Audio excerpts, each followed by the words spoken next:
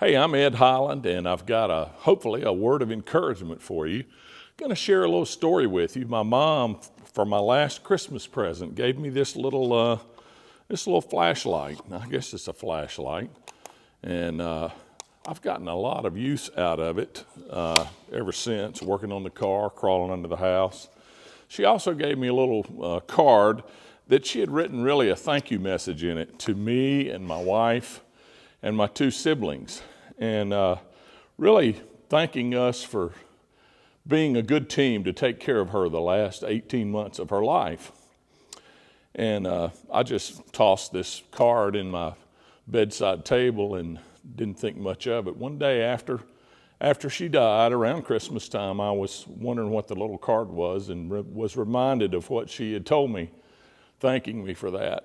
And this really couldn't have been a better gift for me, because a few things. It reminds me of one of my favorite songs that I learned as a child, and it's also been quite useful.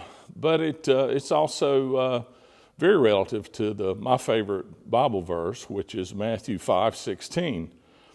And earlier in chapter 5, Christ had been giving his Sermon on the Mount, giving various blessings for us, the disciples actually, but it applies to us too. When we were in times of mourning, we'll be comforted. In times where we have a pure in heart, we'll see God, and all the other beatitudes that he shared. Later on, he shared that we are the salt of the earth. He'd said earlier in the Bible, or elsewhere in the Bible, that he was the light of the world. But he also called the disciples the light of the world. And that means we are the light of the world.